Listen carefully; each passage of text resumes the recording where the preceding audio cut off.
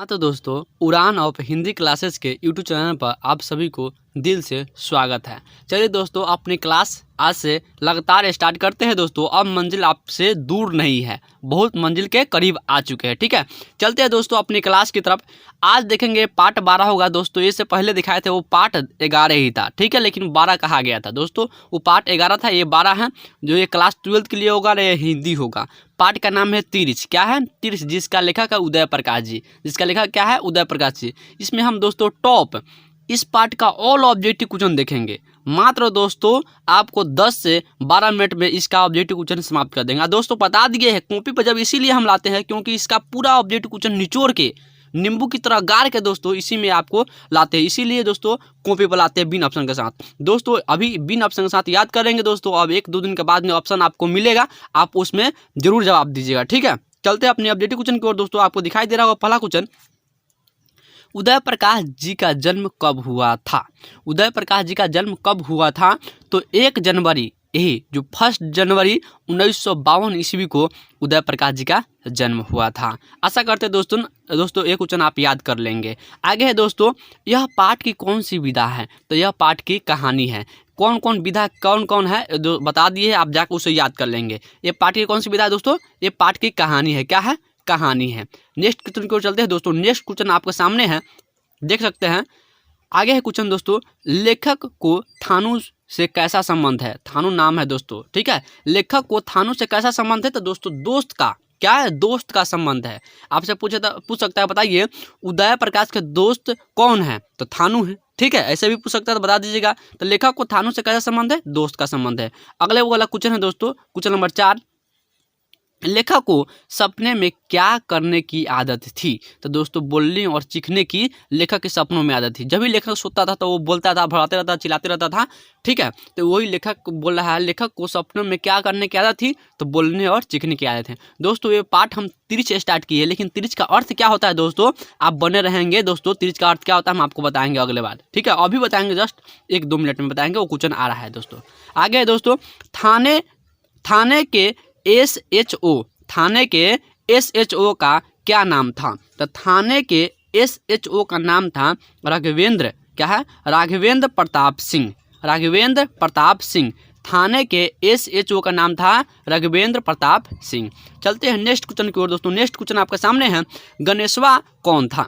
गणेशवा कौन था? तो गणेशवा मोची था। क्या था? मोची था। नेक्स्ट क्वेश्चन की ओर चलते हैं दोस्तों, आप बने रहे। अगले क्वेश्चन है दोस्तों, तिरंगा कौन सा समास है? दोस्तों मोस्ट VVI, तिरंगा कौन सा समास है दोस्तों? तिरंगा 3 रंग से रंगा हुआ। जब भी तिरी माने कि संख्या आ जाए तो किस में आएगा? द्विगु में आता है। किस में आता है? द्विगु में। तिरंगा कौन सा समास है? तो द्विगु समास है। नेक्स्ट प्रश्न है दोस्तों आपके सामने, लेखक के बुरे सपनों का सबसे खतरनाक पात्र कौन थे? लेखक के बुरे सपनों का सबसे खतरनाक पात्र कौन थे? तो हाथी और तिरछ। हाथी और तिरछ जब भी लेखक सोते थे तो इसके सपना में ये सबसे खतरनाक सपना आता था, ठीक है। आगे है दोस्तों, आगे आपको, लेखक के पिताजी शहर क्यों गए थे? लेखक के पिताजी शहर क्यों गए थे? तो अदालत में पेशी के लिए। अदालत में पेशी के लिए लेखक के पिताजी शहर गए थे।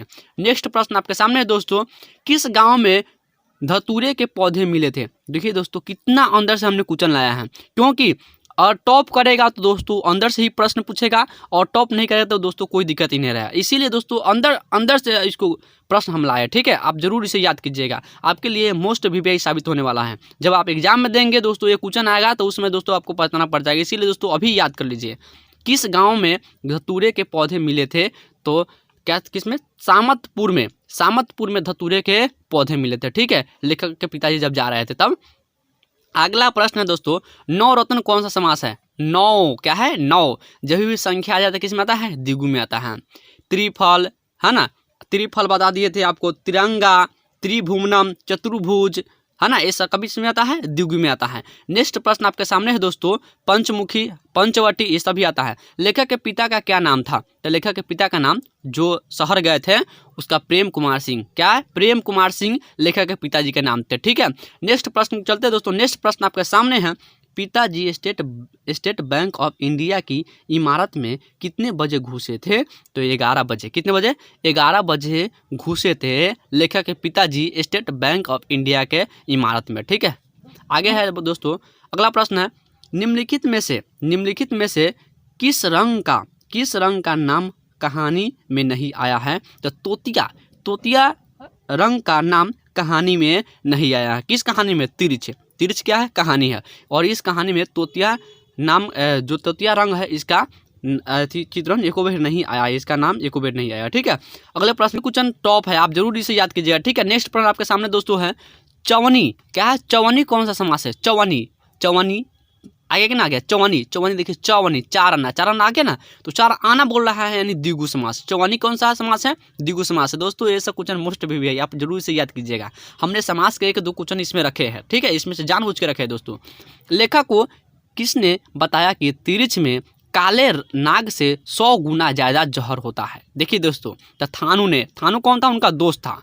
यही बताया हुआ था कि लेखक को किसने बताया, माने लेखक को उसके दोस्त ने बताया था। किसने बताया था? उसके दोस्त था। दोस्त का नाम क्या था? थानू नाम था। ठीक है, उन्होंने बताया था कि तिरछ में काले नाग से भी 100 गुना ज़्यादा क्या होता है? जहर होता है। ठीक है, आप क्वेश्चन को भली बात समझ गए होंगे दोस्तों। नेक्स्ट प्रश्न को चलते हैं दोस्तों। सभी क्वेश्चन मोस्ट भी याद कीजिएगा जरूर दोस्तों, आपको लिए हम बार बार गुहार लगा रहे हैं, याद कीजिए। गांव के ग्राम पंचायत का क्या नाम था? तो गांव के ग्राम पंचायत का नाम पंडित कंधई राम तिवारी। क्या है? पंडित कंधई राम तिवारी गांव के पंचायत का नाम था। आगे है दोस्तों, नेक्स्ट प्रश्न आपके सामने है, लेखक के पिताजी को बचपन में किस रोग का शिकायत थी? तो एपेंडिसाइटिस रोग की शिकायत थी। किसको? लेखक के पिताजी को। ठीक है, नेक्स्ट प्रश्न चलते हैं दोस्तों। डॉक्टर पंत ने लेखक को कितने रुपए दिए? तो लेखक को 300 कितने? 300 रुपए दिए थे। कौन? डॉक्टर पंत ने। सही पूछ सकता है, बताइए लेखक को 300 रुपए किसने दिया था? तो डॉक्टर पंत ने दिया था। दोस्तों क्वेश्चन को घुमा सकता है, आप घुमाएंगे नहीं, आप सही से नमस्ते पढ़ेंगे। ठीक है, अगले प्रश्न में चलते हैं दोस्तों। लेकिन दोस्तों हम कहना चाहते हैं, अगर आपकी इजाज़त हो तो बोलिएगा, तो दोस्तों आप कमेंट करके जरूर बताइएगा। अगर और चाहते हैं कि हिंदी का पूरा ऑब्जेक्टिव क्वेश्चन एक ही वीडियो में लाइए, तो दोस्तों वो भी हम लाने के लिए तैयार है। आप जरूर एक बार कमेंट करके यस बोलेंगे। ठीक है, अगले नेक्स्ट प्रश्न दोस्तों आपके सामने है। आगे 20 नंबर दोस्तों, उदय प्रकाश जी ने MA किस विषय से किया था? तो दोस्तों हिंदी से उदय प्रकाश जी ने MA किए हैं। ठीक है, नेक्स्ट प्रश्न आपके सामने दोस्तों, अबूतर कबूतर क्या है? अबूतर कबूतर क्या है? तो एक कविता संग्रह है। ये भी दोस्तों टॉप है, याद कीजिएगा जरूर इसे। अबूतर कबूतर क्या है? दोस्तों ये कविता संग्रह है। ठीक है, चंद्रमुख कौन सा समास है? चंद्रमुख दोस्तों आप देखेंगे, चंद्रमुख ए बहुब्रीहि रहेगा तो उस पर मारिएगा। अगर बहुब्रीहि ऑप्शन में नहीं मिले तो कर्मधारय पर मारिएगा। किस पर मारिएगा? कर्मधारय पर। दोस्तों ये समझिए कि थोड़ा अपवाद के रूप में आ जाता है। ठीक है, आप इसे जरूर याद करेंगे। अगर देखेंगे चंद्रमुख जब आ गया है तो दोस्तों बहुब्रीहि ऑप्शन में है तो उस पर मारेंगे। अगर बहुब्रीहि नहीं रहेगा तो कर्मधारय रहेगा तो इस पर मारेंगे। ठीक है, और दोनों एक साथ नहीं रह सकता है दोस्तों। ठीक है, आपने इतना आप जरूर इसे ध्यान में रखिएगा। ठीक है, नेक्स्ट प्रश्न आपके सामने है दोस्तों, गंगा देवी कौन थी? गंगा देवी कौन थी? तो गंगा देवी लेखक की माँ। आप पूछ सकता है, बताइए उदय प्रकाश की माँ के क्या नाम है? तो गंगा देवी। लेखक तो दोस्तों वही ना, उदय प्रकाश नहीं है, तो उदय प्रकाश की माँ के क्या नाम है? गंगा देवी। या गंगा देवी कौन है? तो लेखक की माँ है। ठीक है, नेक्स्ट प्रश्न में चलते हैं दोस्तों। नेक्स्ट प्रश्न आपके सामने है 24 नंबर, संडे मेल में लेखक क्या थे? संडे मेल में लेखक क्या थे? तो संपादक थे। कहते थे संपादक, जिसको बोलते हैं दोस्तों सहायक संपादक भी कह सकते हैं। ठीक है, अगर देखिए संपादक नहीं रहेगा तो दोस्तों सहायक संपादक रहेगा, इस पर मारिएगा। ठीक है, तो दोस्तों दोनों में से कोई भी हो सकता है, आप देख लेंगे। ठीक है, नेक्स्ट पर चलते दोस्तों। नेक्स्ट प्रश्न आपके सामने है, लेखक उदय प्रकाश जी ने किस पत्रिका के संपादक विभाग में काम किया? तो दिनसान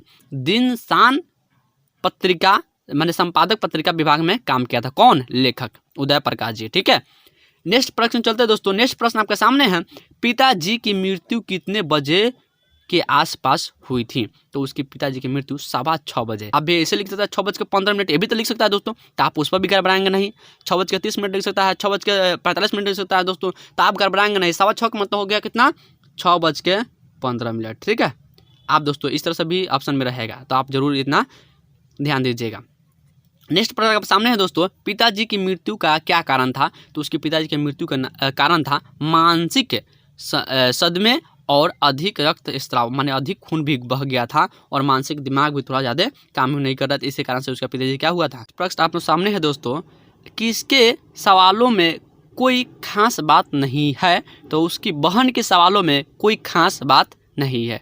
ये समझ गए होंगे दोस्तों, उसके पिता की मानसिक सदमे और अधिक रक्त स्राव के कारण उसके पिता क्या हो गया था, निधन हो गया था लेखक के पिताजी की। ठीक है, आगे है दोस्तों, किनके सवालों में कोई खास बात नहीं होती थी, उनकी बहन के सवाल में कोई खास बात नहीं होती है।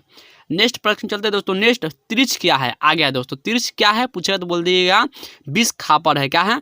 विष खापर तिरछ है। ठीक है, तिरछ क्या है? तो ये विष खापर है, इनके काटने से उसकी क्या हो गया था, निधन हो गया था। नेक्स्ट प्रश्न चलते हैं दोस्तों। नेक्स्ट प्रश्न आपके सामने है, कौन कहता था कि लेखक को नींद में बरबराने और चीखने की आदत है? उनकी माँ कहता था हमेशा लेखक को कि तुम नींद में बड़बड़ाते हो और चीखते हो। ठीक है, और उनका 12 हथियार क्या था दोस्तों? आप जरूर बताइए, इनका कमेंट करके जरूर, इसका 12 हथियार क्या था। नेक्स्ट आपके सामने दोस्तों यही है, खतरनाक सपनों में लेखक का सबसे बड़ा अस्त्र क्या था? तो जोर से चिल्लाना, ये भी उनकी खतरनाक सपनों का अस्त्र शस्त्र था। ठीक है, अगले प्रश्न आपके सामने है दोस्तों, नीलांबर कौन सा समास है? तो दोस्तों नीलांबर ये बहुब्रीहि समास है। नीलांबर कौन सा समास है दोस्तों? ये बहुब्रीहि समास है। आगे है दोस्तों, राधा कृष्णा कौन सा समास है? तो राधा कृष्णा द्वंद्व है। राधा कृष्णा जब भी देखिए दोस्तों ये हाइपन आया हुआ है सभी में, जितने छिपा लोटा, बाई बहन, माता पिता, ये सभी आता है ना, इसमें हाइपन तो यहाँ पर आता है दोस्तों। तो जब भी ये वाला यहाँ पर आ जाएगा तो बोल दीजिएगा वो द्वंद्व समास। क्या होगा? द्वंद्व समास होगा। अगले प्रश्न आपके सामने दोस्तों, ये भी जरूर याद करेंगे दोस्तों, व्यर्थ कौन सा समास है? तो दोस्तों व्यर्थ अभिभाव समास है। कौन समास है? अभिभाव समास है।